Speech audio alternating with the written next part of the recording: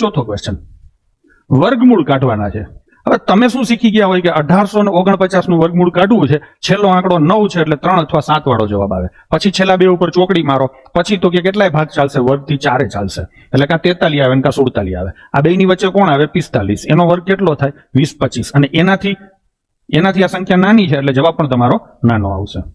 તમે આવું કરો છો. હું શું કહું છું કે આવું શરૂઆત બરાબર છે, અહીંથી જ શીખવાનું હોય, પણ આની ઉપર જતા શીખો. થોડીક તમે ટેવ પાડો, થોડીક પ્રેક્ટિસ કરો ને. જેનું લેવલ બહુ નબળું હોય ને એને હું અત્યારે કરીશ, થોડું કાઠું લાગશે, પણ ટેવ પાડશે ને પ્રેક્ટિસ કરશે ને તો ફાવી જશે. એ બધા અત્યારે કોન્સ્ટેબલો થઈ ગયા છે, લેવલ તો તમારા જેવું જ હતું. તો આનું સીધું વર્ગમૂળ કાઢવું હોય ને એટલે તમારે આમ મજા આવે એવું શોધાય સીધું કે સાહેબ 40 નો વર્ગ 1600 થાય, એનાથી થોડુંક વધારે છે. તો 41 માં છેલ્લે 1 આવે, 42 માં 42 ના વર્ગમાં છેલ્લે 4 આવે, 43 ના વર્ગમાં છેલ્લે 9 આવે. ટૂંકમાં આનું વર્ગમૂળ 43 થાય. આવું તમે મોટે કાઢી શકો છો. હવે જોજો, હું આનું કાઢું છું. આ સીધું તમને દેખાય છે કે 70 થી થોડું ઓછું છે, 60 થી દૂર છે. 60 નો વર્ગ 3600 થાય, એનાથી દૂર છે. 70 નો વર્ગ 4900 થાય તો એનાથી નીચે અને નજીક છે, એટલે નજીક જવાની ટેવ પાડો. આને એપ્રોક્સિમેશન, અંદાજે કર્યું કહેવાય. 70 થી નીચે 69 ના આવે, 68 ના આવે, 67 ના વર્ગમાં છેલ્લે 9 આવે, એટલે 67 થઈ ગયા. અને માઇનસ હવે આ લેવાનું છે. તમને સીધું દેખાય છે 6400 80 ના વર્ગથી ઘણું દૂર છે.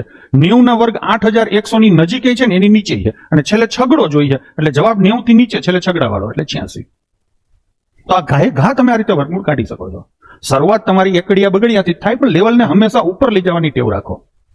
ખાલી એટલાથી નોકરી નહીં મળે, 2-5 માર્કે લટકી જશો.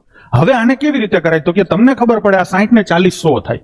100 માંથી પેલા 86 બાદ કરાય. મેં સરવાળા બાદ બાકી તમને શીખવાડ્યા હતા. 100 માંથી 86 ગમે એ મોટે કરી શકે સાહેબ, 14 આવે. 14 અને 10 24. જોજો હું કઈ રીતે કરું છું. આમાં ક્યાંય કોઈ ટ્રીક નથી, સામાન્ય બુદ્ધિ, પ્રેક્ટિકલ એપ્રોચ જ છે. ઘરે તમારા પપ્પાને મમ્મીને કોઈને પૂછો ને તો એ હિસાબ આ રીતે જ કરતા હશે. તો આ જ એપ્રોચ સાથે સ્પીડ આવશે, પરફેક્શન આવશે. બરાબર? કોઈ ટ્રીક હું ક્યાંય વાપરતો, આને ટ્રીક ના કહેવાય, આને એક સગવડિયો ધર્મ કહેવાય. બરાબર ને?